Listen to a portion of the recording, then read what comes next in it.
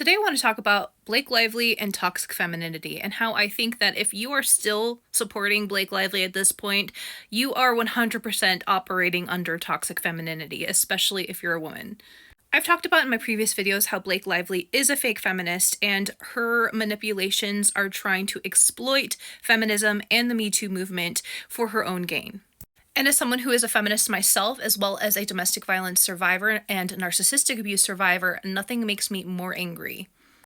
In one of my recent videos, I fleshed out why I believe her SH allegations are fake and why she has the motivation to do so. Of course, we know by this point it was an attempt to steal the movie. I thought I brought forward a pretty convincing argument based on the facts, and if you have any critical thinking skills whatsoever, you can see that what her true motivation is, what is really going on here. Disregarding the theories about her actually having a crush on him and Ryan Reynolds operating out of being the jealous husband, it is 100% proven that she is trying to take over the movie, and now she's trying to make this a separate thing, that SH happened while at the same time she also was trying to take over the movie, but you cannot separate the two. Especially considering the way that she had tried to make Justin Baldoni feel safe in talking about personal matters, and she had crossed more lines than he ever did. And those are proven, by the way, in the text, in the context, if you read them all thoroughly. And it has been fully proven at this point that her list of demands that she gave to Justin Baldoni and Wayfarer were simply a manipulative tactic to make it seem like he was doing things that he wasn't. For example, she demanded that there be an intimacy coordinator employed when there already was one, so it was simply a manipulative effort to make him seem like a creep so that she could take over the film. And yet, I got a comment the other day that said, "I don't care what Blake and Ryan have done, Justin Baldoni is inherently a creep." And I'm just like, how can people believe this? I don't understand. The proof is there. At this point, you literally do not have to have, you must not have a single brain cell to believe or be on Blake Lively's side at this point. Obviously, if alleging SH was a manipulative tactic to take over the film, which has been proven at this point, wouldn't we question all of her SH allegations? Wouldn't they become automatically seen under the light that they're probably fake? In fact, from what we've seen in the evidence that has been laid out, they are fake. You're basing Justin Baldoni inherently being a creep on what? Her fake allegations? And this is what I'm talking about when it comes to toxic femininity. I talk a lot about in my videos about this narcissistic hierarchical system, which I believe is misogynistic, white supremacist, etc. And how this is the system in power that is in place regardless of political leaning. There's some aspect of that power that takes on a more democratic values, and there's some aspect of that power that takes on more Republican values. That's the illusion that we are given, that one is better than the other. However, there are aspects of that power dynamic, of that hierarchical patriarchal system, that include, both sides of the equation, both values.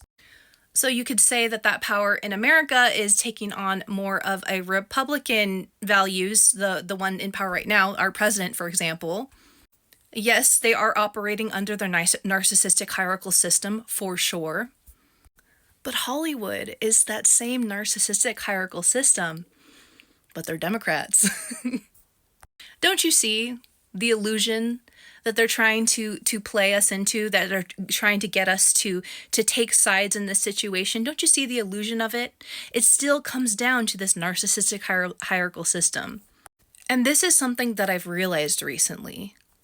The narcissist hierarchical system, yes, it's misogynistic and it's patriarchal dominated and it's white supremacist, but it can take on a Democratic form and it can take on a Republican form. Stop falling for the illusion. Because the Democratic form is actually even more insidious. And I'll explain why. When I first heard the Me Too movement, as a feminist, obviously, I was incredibly excited and supportive of the women who were coming out about how they had been abused by these men in power. Obviously not excited, but just, happy that there was a change being made. And because I know the stigmas of being a woman who has been victimized by this narcissistic hierarchical system and by men, I knew that it's not a good reputation to have.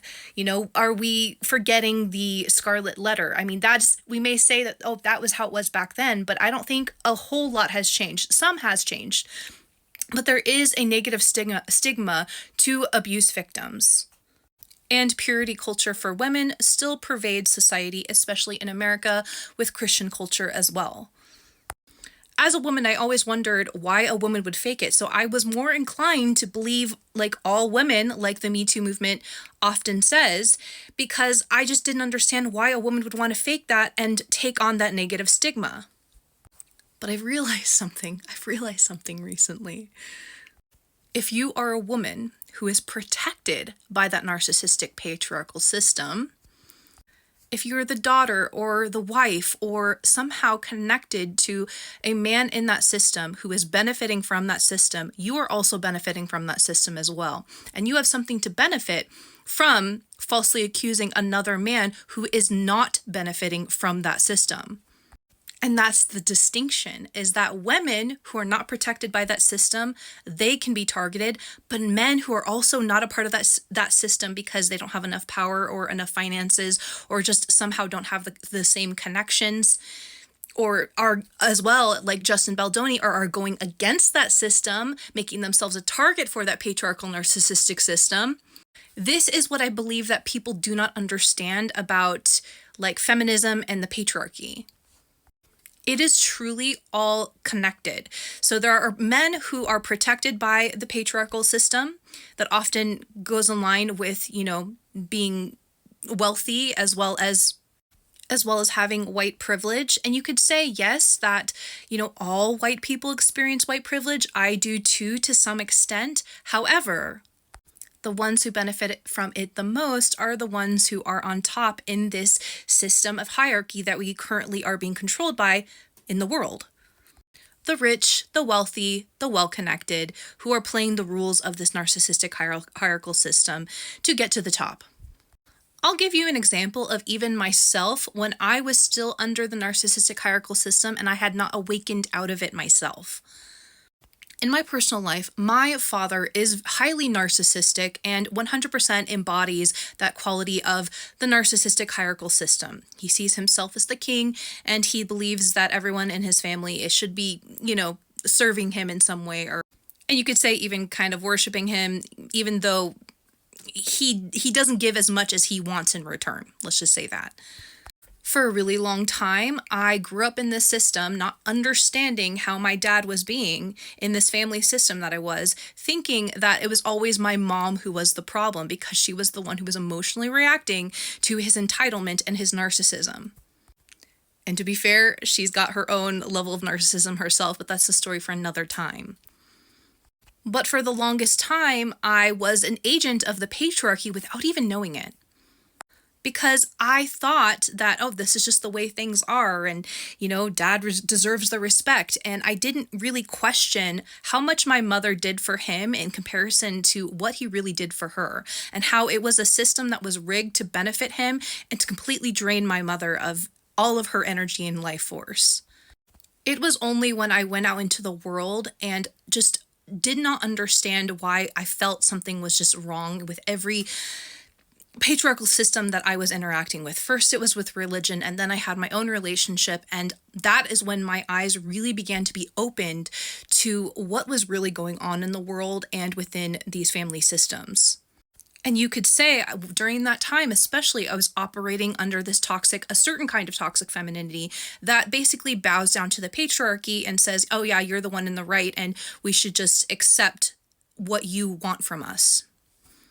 But there is another form of toxic femininity where it's about just believing women no matter what, believe all women. When in reality, especially in the case of Justin Baldoni and Blake Lively, it is an attempt for the patriarchy to gain control over a man who does not fall in line with the patriarchal system, to fully ruin him, pillage his wealth and his property, and fully undermine his